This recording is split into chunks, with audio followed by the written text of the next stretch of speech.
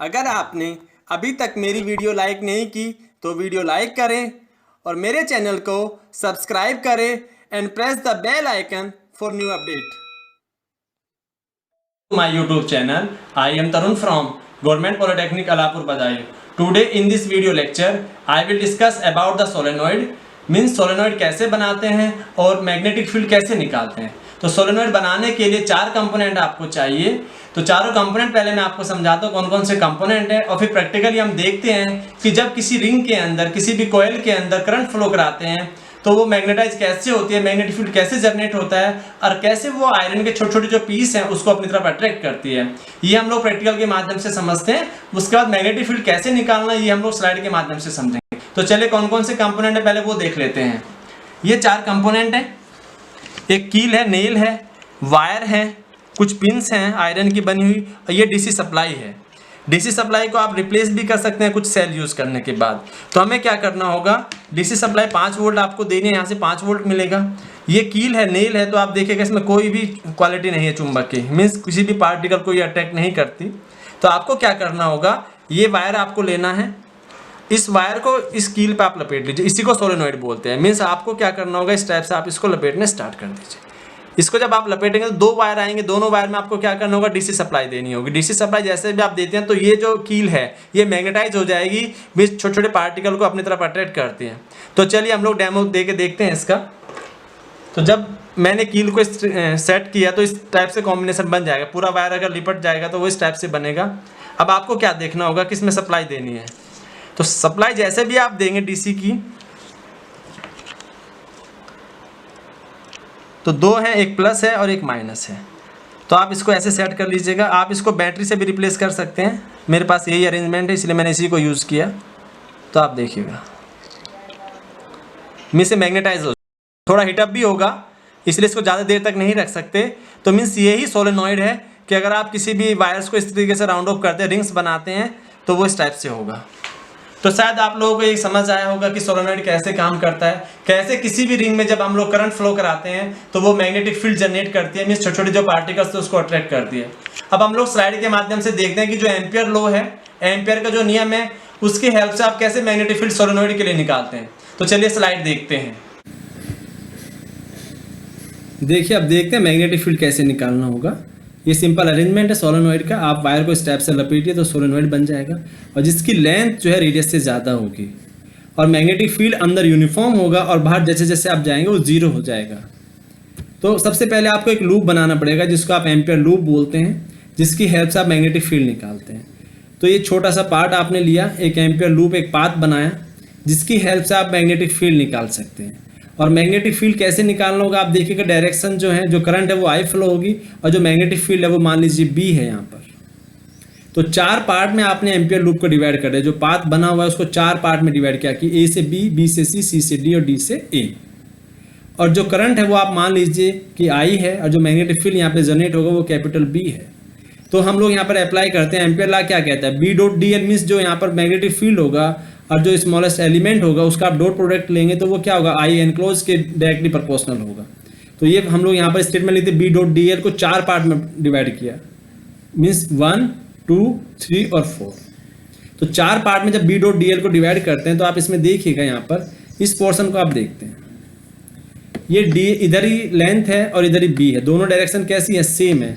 तो इस केस में अगर हम बात करते हैं तो एंगल कितना होगा, ए से बी की बात करते हैं तो थीटा इक्वल्स टू 0 हो जाएगा, कोस 0 1 होता है, ये समझिए।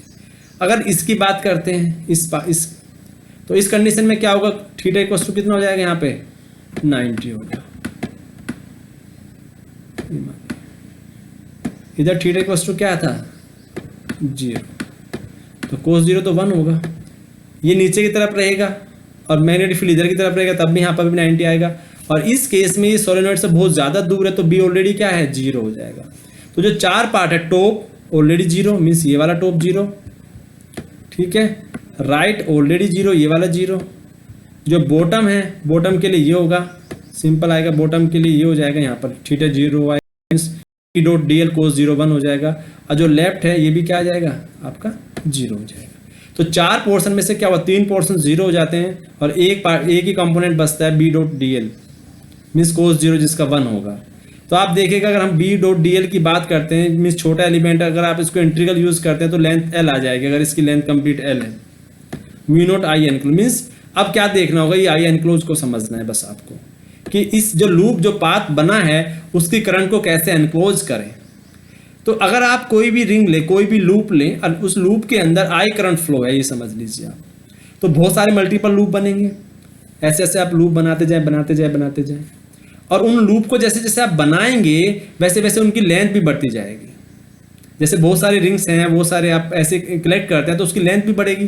तो यहाँ पर जो कंसेप्ट यूज किया तो स्मॉल एन एक वर्ड लिया हुआ है, number of turn per unit length, mean जितने भी टर्न होंगे, सपोज करो 1 सेंटीमीटर में मैं बोलता हूँ 100 लूप बने हुए हैं, 100 टर्न्स हैं 1 सेंटीमीटर में, और मेरे पास 2 सेंटीमीटर का वायर है, तो आप क्या समझते हैं कि जो टर्न्स होंगे वो 200 बन जाए, क्योंकि इतने के अंदर तो 100 हैं, और जब इतने करूंगा तो 200 टर्न होंगे ना, तो जो n बताएगा वो पर यूनिट लेंथ बताएगा। अब क्या होगा कि लेंथ जितनी भी होगी आप निकाल सकते हैं, अगर 10 सेंटीमीटर होगी तो 1000 हो जाएंगे, 5 होंगे तो फिर 500 हो जाएंगे। तो यहाँ पर इसलिए स्मॉल एन को यूज किया हुआ है। स्मॉल एन डेंसिटी आप समझिए एक तरीके से डेंसिटी ही है। तो अगर मैं आई एनक्लोज निकालना चाहता हूँ तो छोटे, अगर इस लूप की बात करते हैं, इस लूप के अंदर कितनी करंट को एनक्लोज किया, तो वो डिपेंड करता है कितनी लेंथ यहाँ पर होगी। तो यहाँ पर जो आई एनक्लोज निकल कर आएगा वो जो वैल्यू होगी वो ये होगी, स्मॉल एन इंटू एल, क्योंकि ये number of turn per unit length बताएगा, और आई मीन्स अगर एक लूप के अंदर आई करंट है, अगर 10 लूप है तो 10 आई हो जाएगा। पर आपको अब जो लूप है वो पर यूनिट लेंथ पता है, तो जितनी भी लेंथ होगी आप उसको लेंथ को क्या करें, डेंसिटी से मल्टीप्लाई कर दे तो टर्न निकल जाएगा, और जितने भी टर्न होंगे उसको आप करंट से मल्टीप्लाई कर दे तो टोटल करंट निकल जाएगी। तो इसलिए जो आई एनक्लोज होगा वो स्मॉल एन और कैपिटल एल इंटू आई बन जाएगा। तो एल से तो क्या होगा, एल कैंसिल हो जाएगा, तो जो रिजल्ट आएगा B equals to mu naught small N into I बनेगा, ये समझ लीजिए।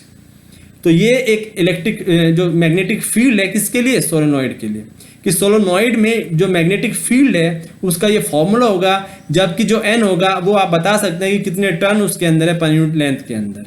तो ये सिंपल सा डेरिवेशन था जो आपने 4 पार्ट में इसको डिवाइड किया, एक लूप बनाया और जिस लूप के अंदर आपने इसको सिंप्लीफाई कर दिया।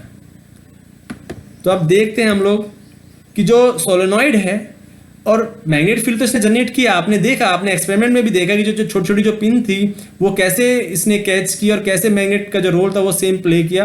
बट जो सिंपल मैग्नेट है और जो सोलेनॉइड से आपने मैग्नेट बनाया उन दोनों में डिफरेंस है।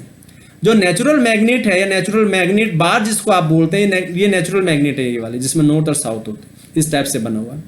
ये मैग्नेट अगर आपके पास है तो 24/7 ये ऑन रहती है, मींस इसके आसपास मैग्नेटिक फील्ड हमेशा रहेगा। इस मैग्नेट के अंदर, किसी भी नेचुरल मैग्नेट के अंदर कोई भी ऑन ऑफ बटन नहीं होता है।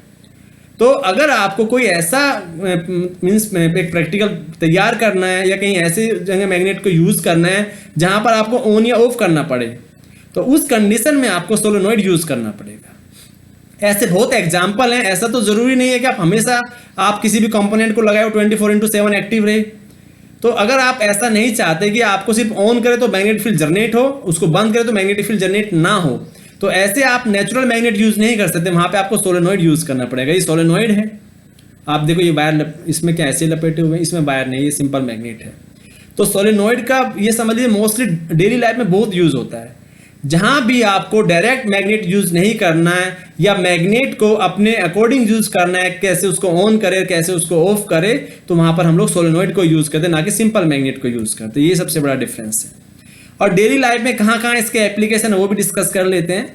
जितनी भी डोरबेल होती हैं जिसको ऑन या ऑफ करते हैं वहां पर भी कॉइल्स बनी होते हैं, वहां भी मैग्नेटिक फील्ड जनरेट होता है, तो उसके अंदर भी सोलेनॉइड लगा होता है। जितनी भी क्रेनें हैं, मोस्टली जो क्रेनें हैं ये भी सेम प्रिंसिपल पे काम करते हैं, सोलेनॉइड पे काम करती है। जो स्पीकर हैं, जो साउंड सिस्टम है, उसके अंदर भी कॉइल्स लगी होती हैं। जो मोटर्स हैं वो भी सोलेनॉइड पर काम करते हैं। जितने भी वॉल्व हैं उनके अंदर भी सोलेनॉइड लगा होता है। इवन जितने भी इलेक्ट्रिक जो कार हैं या जो फ्लॉपी है, और बहुत सारे एप्लीकेशन हैं जहां पर सोलेनॉइड को हम लोग डेली लाइफ में देखते हैं। तो बहुत सारे एप्लीकेशन हैं जहां पर हम देखते हैं कि किसी भी वायर में जब करंट फ्लो कराते हैं तो मैग्नेट बनती है, और जैसे करंट को ऑफ कर देंगे तो मैग्नेट की जो प्रॉपर्टी थी वो खत्म हो जाएगी। तो मीन्स मैग्नेट का जो कंट्रोल होगा वो सिर्फ बटन से रह जाता है, ये समझ लीजिए आप। ये कुछ फॉर्मूले हैं जो आज अब तक हम लोगों ने डिस्कस किए अलग अलग एप्लीकेशन के लिए कि मैग्नेटिक फील्ड कितना होगा। जो सोलेनॉइड का मैंने डिस्कस किया वो mu naught capital N upon L into I लिखते हैं। इसको आप mu naught small n I भी लिख सकते हैं। ये बाकी के जो एप्लीकेशन थे ये मैंने इससे पहले लेक्चर में डिस्कस कर चुका हूँ। तो शायद आप लोगों को ये वीडियो पसंद आया होगा। अगर आप लोगों को ये वीडियो पसंद आया होगा तो आप मेरे चैनल को लाइक और शेयर और सब्सक्राइब करें। Thank you for watching this video.